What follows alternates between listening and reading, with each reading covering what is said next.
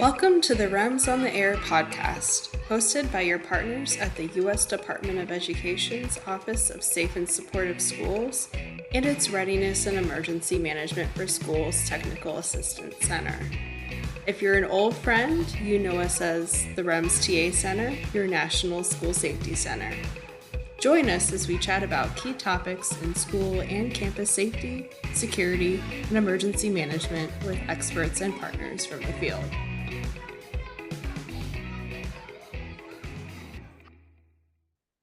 Good morning, Ali. Welcome. Can you tell us a little bit about yourself and your role within your institution of higher education? Yeah, so I work in a medium-sized community college in the southeast part of Texas, in the greater Houston area. Our college has about 40,000 students. That's a mix between high school students who are completing their high school entirely on our campus through certificate courses, associate's degrees, and we have a few bachelor's degrees program as well. So we have a broad spectrum of students. We have around 4,000 employees, half of which are full-time, the other half are part-time. I am a district level office, so my responsibilities oversee all of our 6 campuses.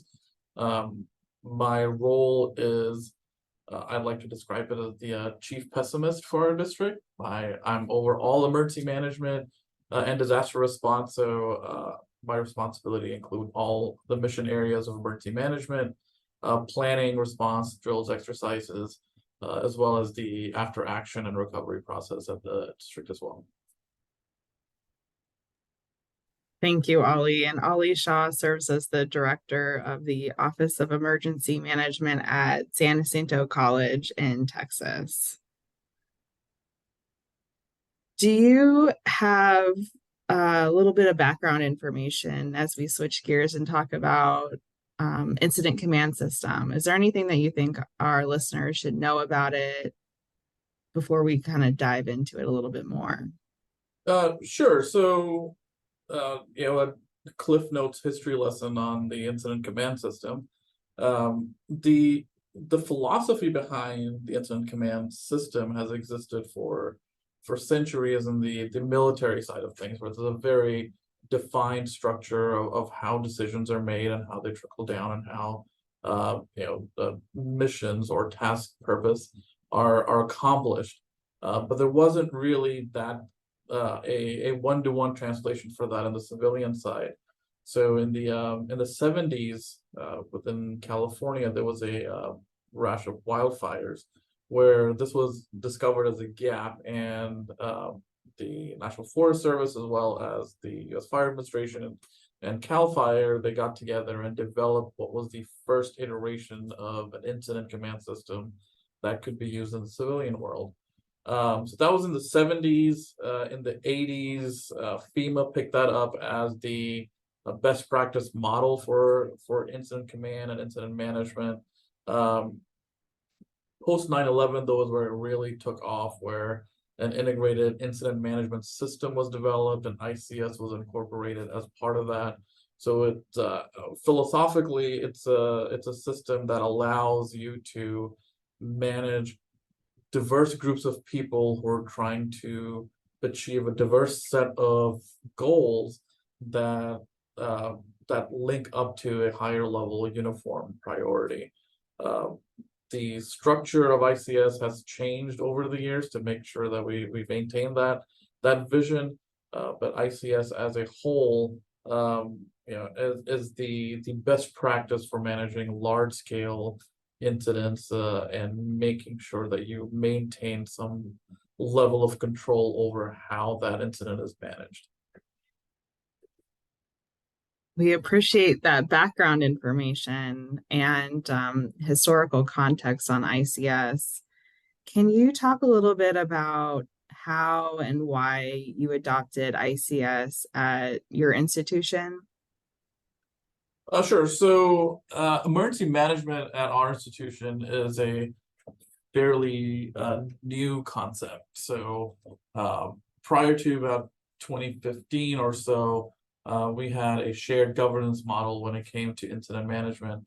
And what that really means is we don't change anything when an incident occurs. We just try to run through that incident like we do day-to-day operations and see if we can manage it that way. For the most part, smaller incidents can be absorbed in that structure. But we had a few large-scale incidents where severe weather-related hurricanes that impacted us a bit more, where we discovered that shared governance model broke down just based on what we were able to accomplish internally and with the resources that we had available to us. So a decision was made to implement a mechanism by which we could respond to large-scale incidents, and that's kind of where ICS came in. We initially started with ICS mirroring our existing structure essentially one-to-one, and we quickly realized that was what we needed to get out of, and that's why we were doing this. So we then shifted a bit more towards traditional ICS, which was adopted in about 2015. And since then, as we've become more accustomed to that traditional ICS structure, we've looked at and done some QA and QI on that process and realized that there's a middle ground somewhere between shared governance and ICS that's the best fit for us. So today, if you look at our command structure and our incident management team, it's somewhere in the middle of traditional ICS and shared governance existing hierarchy structures. And we think that works really best for us because it allows us to still follow the core principles of ICS, but also not have to retrain a whole cadre of staff in two different ways of managing things, one from a day-to-day perspective and one from an incident perspective. That is, it's interesting to talk about how you have adopted ICS in a way that works for your institution and modified it as needed. Can you talk a little bit more about what went into that modification, or any other strategies that you have found helpful in implementing ICS? Yeah, I love talking about that because it allows a practitioner to be creative in how they approach incident management, but still you can rely on the core principles and the foundations of ICS. So in our institution, what we discovered was that we kept on going to the same players when it came to manning our incident management team and having to train them on the technical aspects of their position. So, traditionally you look to your public safety folks, your first responders to man your ICS positions, and then you have to train them in things like finance or things like logistics, which in a small scale incident may not be that hard to do, but when you get to large complex incidents, especially when you are talking about public institutions where there's the intersection of federal law and state law and really intricate requirements when it comes to fiscal responsibility and how those intersect with emergencies, it's really hard to train up somebody in a short amount of time to know all those nuances. So we flipped that around and we went out and reached out to our folks who do that on a day-to-day basis. So we reached out to our finance folks, we reached out to our logistics folks and said, hey, would you be able to fill this position if we were to train you on ICS? And what we discovered was that from a leadership standpoint, we got a lot of buy-in because where in the past we would have people that we had just in time trained for finance and they had done things the FEMA way or the ICS way. And then we took all this documentation to our finance folks who weren't necessarily familiar with that process, and they had to translate that back into their language to be able to process it. So we got some buy-in from our leadership because they just had more ownership in that process and they could modify those processes in a way that worked for them as well as us. So once we had that leadership buy-in, we got those positions, our ICS positions filled. We trained them on the ICS concepts and how the incident management system works. And once we had that going, we drilled it. And then when it comes to an actual incident, it was seamless. The transition from day-to-day operations to incident operations went really well because now you have people who knew the system, who knew what was expected, not just in the time of the incident when we're in the operational phase, but also in the long-term recovery phase, the audit phase. So that's how we went about manning our ICS positions. We also made a concerted effort to limit the technical jargon. So instead of referring to things like, the ICS 202 or the 204, we said, okay, we have a resource request or we have a request for services. So we didn't bog people down with having to remember a whole new set of language and tools and terms. We were able to translate those into verbiage that they were already used to. So that it took a little bit of work on the front end on our part to make sure that there was that data dictionary, so to speak. But once we had that in place, it made incident management a whole lot easier. So that's how we approach incident management, and that's how we fill our teams. And not only do we exercise that in large-scale incidents, we'll pull those guys even for planned events where it gives us an opportunity to exercise those concepts in a less stressful environment. Yeah, that's a lot of great food for thought in terms of, I think, something that can be recreated at other institutions. And we have heard that a little bit, that, ICS is not just for managing large scale emergencies. It can be used, and it's scalable for other, academic or institutional events on campus. Yeah, that's a really good point, and we encourage our folks to adopt that model as often as they can. So anytime we have an event that has more than 100 people, there's already a component where there's the folks who are running the event have to identify who's in charge of the event. So we took that a step further and said, okay, instead of calling that person in charge, why don't we call them the commander? And we switched out the verbiage a little bit to kind of explain to them who is a decision maker, who has go no go authority, who is the logistics person, who is the operations person. And what we ended up with was a structure where, without really realizing that you were using ICS, you ended up using ICS. So when we came in and said, oh yeah, by the way, we want you to use the ICS system, like, well, you're already using it. You've already defined these terms, and this is how it flows. And now I'm going to make you a really pretty org chart that demonstrates to you how that ICS system works. But it allowed people to become comfortable and familiar with that process. But it also, on the back end, allowed us to know how things were functioning. And when we pulled those folks for large scale incidents, they were already familiar with the concept and were able to fit in fairly easily. That's so cool. Sounds like beneficial to all parties involved, and a great practice activity. Do you have any? I was just going to ask you, Ali, do you have any other tips that higher ed emergency managers should consider when they're implementing ICS based on, lessons that you've learned? Yeah, so the biggest one that I would like to share is that there's no perfect one-size-fits-all ICS methodology. The core tenets, the philosophies, the foundations exist, but you can modify them to fit your organization, even your incident, in a way that's beneficial to you. Facetiously, I say there's no ICS jail. No one is going to come and tell you that you can't do ICS anymore because you didn't use it perfectly how it was illustrated in the ICS training manual.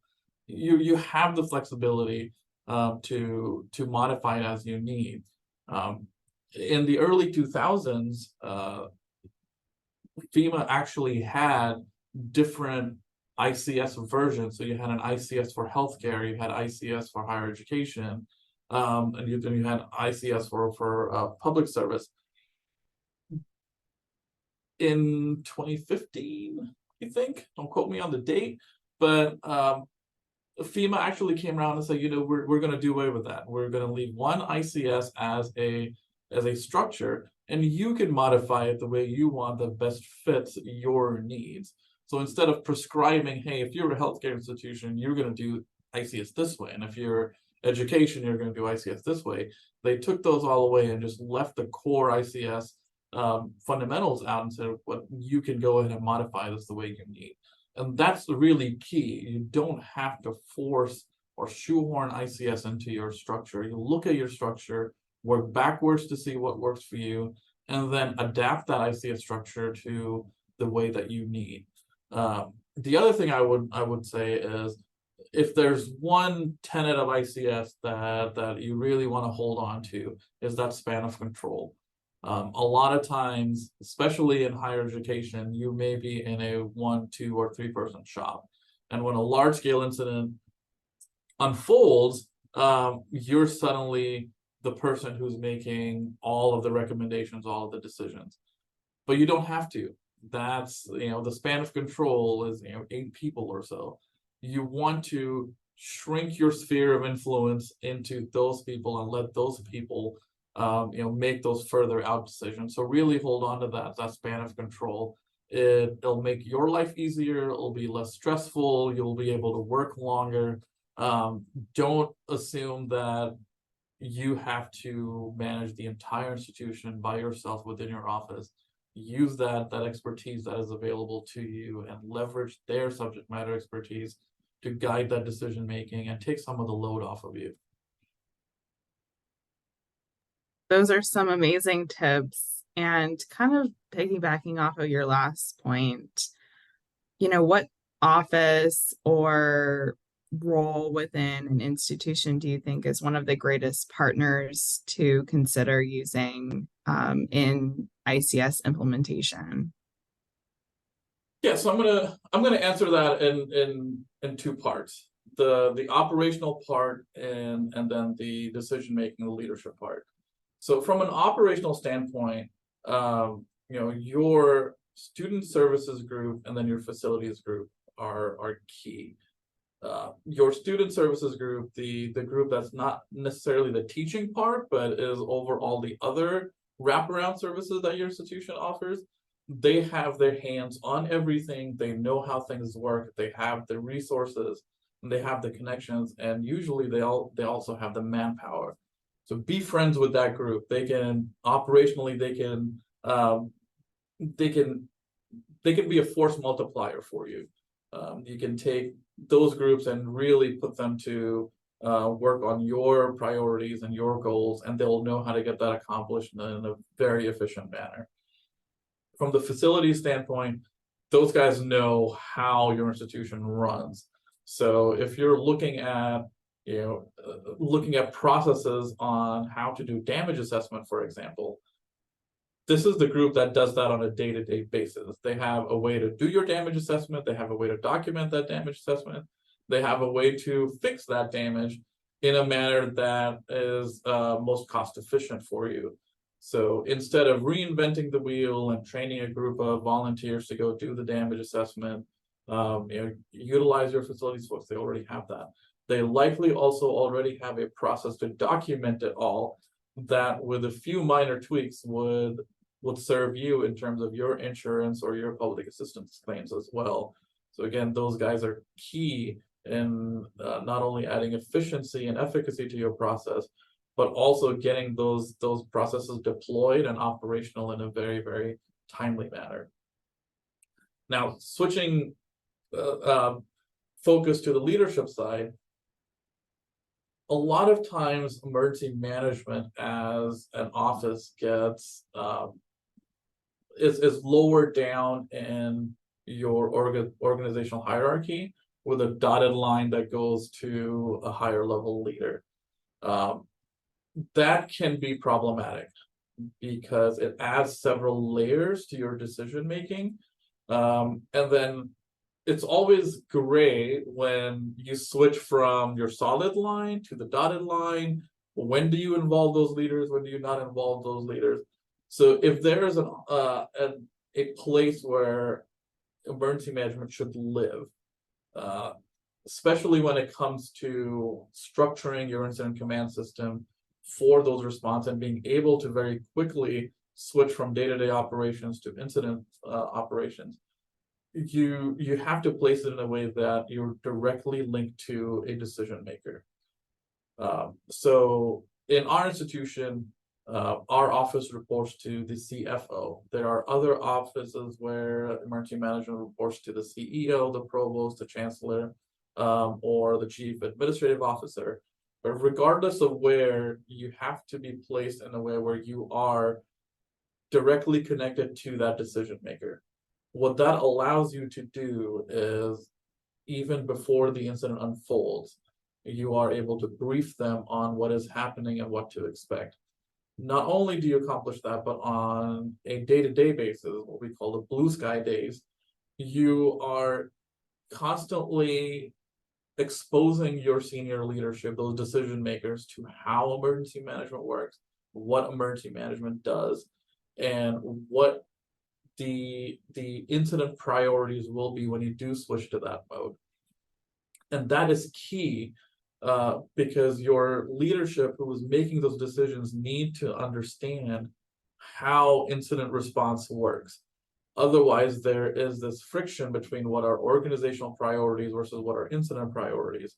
But if you have an opportunity to have that direct line of communication, not just on the incident side, but on a day-to-day basis, then they know where you're coming from and you know where they're coming from.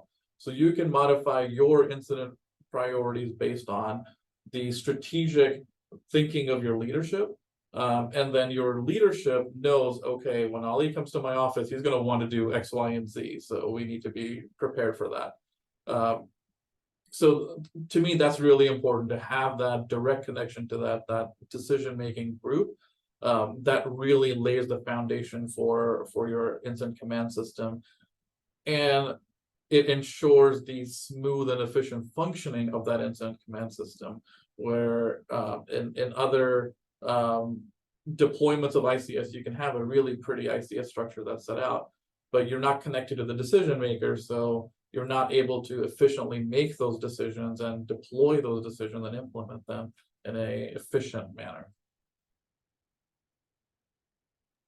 Lots of great food for thought, Ali, and tips. We appreciate you sharing all of these considerations, and I hope they're helpful to everyone else too, as they consider how they can improve emergency management at their institution or elevate it in some sort of way.